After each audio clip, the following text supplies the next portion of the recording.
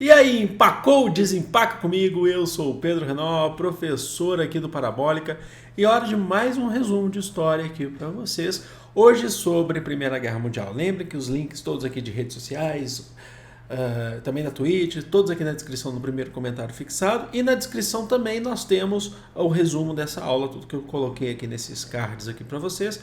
Nesses vetores, eles estão aqui na descrição. É só procurar. Vamos lá então começar. Primeira Guerra Mundial, de 1914 a 1918, ou a Primeira Grande Guerra, ocorreu na Europa, principalmente na Europa, mas não só, também teve Norte da África, continente asiático também, mas ocorreu devido principalmente a fatores aí como imperialismo.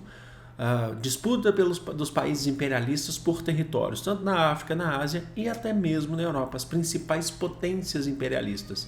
Vale lembrar aí que o Império Alemão se formou lá no Pan-Germanismo, 1871, por ali, século XIX, e basicamente chegou atrasado nas disputas imperialistas, mas chegou com força e passou a disputar vários territórios no continente africano e até mesmo na Europa. Então esses são alguns dos fatores da ocorrência da Primeira Grande Guerra Mundial. Um outro fator muito importante que está ligado a tudo isso também é o chamado pan-eslavismo. Pan significa união ou unificação. Seria então a tentativa de unificação dos países eslavos do leste europeu. Só para citar alguns aqui para vocês, a Sérvia e a Bósnia-Herzegovina, países, ou Herzegovina, como quiserem chamar, que boa parte deles estavam sob domínio de um outro grande império, o período dos impérios, que é o Império Austro-Húngaro ou Áustria-Hungria, e queriam se unir. Boa parte desses países entendiam que a só união desses países, a formação de um grande país, a Grande Sérvia, poderia fazer frente à dominação do Império Austro-Húngaro. E o que acontece é que no dia 28 de junho de 1914, o arquiduque, ou herdeiro, ou príncipe, como vocês quiserem chamar, do Império Austro-Húngaro, foi assassinado em Sarajevo, capital da Bósnia-Herzegovina. E quem assumiu a autoria desse crime que assassinou o arquiduque Francisco Ferdinando, ele era arquiduque do Império Austro-Húngaro, foi um grupo sérvio chamado de Mão Negra. E a partir dali, é um grupo nacionalista, e a partir dali passa a ter uma declaração de guerra do Império Austro-Húngaro contra os países eslavos, contra a Sérvia. E aí cada país vai se juntando em aliança, tomando uns as dores dos outros, para formar aí as chamadas alianças da Primeira Guerra. Uma das alianças que a gente vai chamar, é a chamada Tríplice Aliança, formada pelo Império Alemão, pelo Império Austro-Húngaro e a Itália. A Itália tinha ressalvas quanto ao Império Austro-Húngaro, era um país novo ainda, não era uma potência ainda, tinha ressalvas quanto ao Império Austro-Húngaro, mas entrou na guerra muito pela sua proximidade com a Alemanha, entendendo que as conquistas da Alemanha, como um país novo também, mas só que era mais forte, seriam também conquistas italianas. Do outro lado, a gente vai ter a França, a República Francesa, a Inglaterra, o Império Britânico, e a Rússia, que era uma aliada dos países eslavos, dos países sérvos, aí para formar essa política na Primeira Guerra Mundial. O conflito inicia com a chamada Guerra de Movimentos, que são países se movimentando pelos mapas para tentar chegar nas melhores posições. Então, por exemplo, nisso a gente tem muito o Império Alemão invadindo o território francês.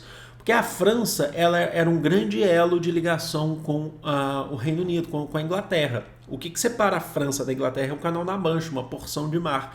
Então, se a Alemanha tenta muito invadir a França para poder dominar aquela porção, para depois atacar a Inglaterra. Mas essa guerra ficou conhecida mesmo por um conceito aí bem interessante, que é o chamado de guerra de trincheiras.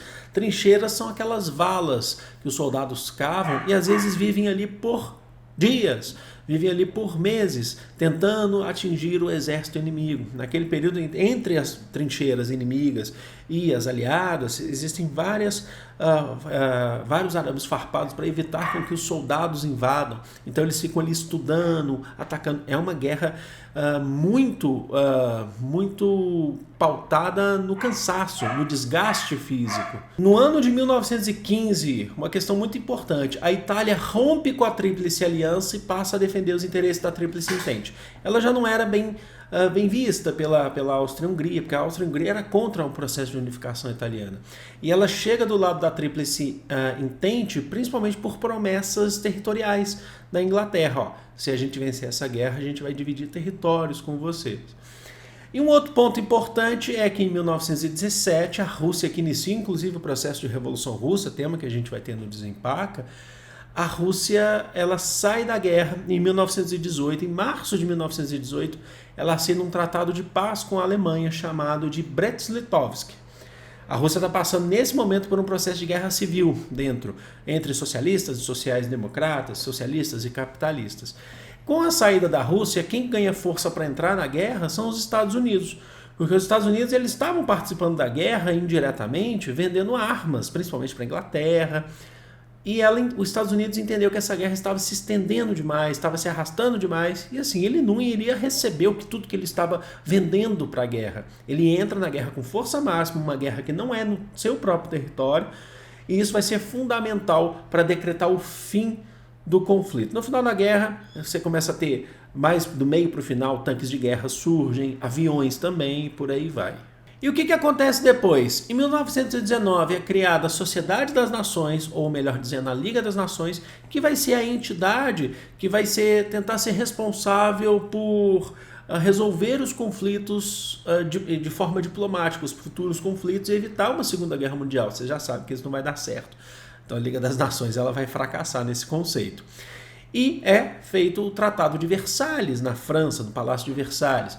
O Tratado de Versalhes vai definir que essa guerra não teve nem vencedores, nem perdedores, mas teve uma culpada, uma grande culpada, que vai ser o Império Alemão. A Alemanha o seu império vai ser destruído, vai se tornar inclusive uma república, a República de Weimar, e a Alemanha vai ter que reduzir o seu exército para evitar inclusive o chamado revanchismo. A Segunda Guerra Mundial vai acontecer muito por causa disso, não vai dar muito certo também não. Reduzir o seu exército, pagar indenizações aos demais países, devolver territórios conquistados, como por exemplo a Alsácia-Lorena para a França, e vai ser proibida de produzir armas em grande escala. Tudo isso para evitar um revanchismo. A gente sabe que o resultado disso tudo vai ser um sentimento de humilhação, vai gerar inclusive dentro da própria Alemanha um movimento nazista. E aí a gente vai ter inclusive o segundo conflito. Espero que vocês tenham curtido, espero que vocês tenham gostado. Eu amo vocês, é de todo o coração do mundo. Um grande beijo. Fui!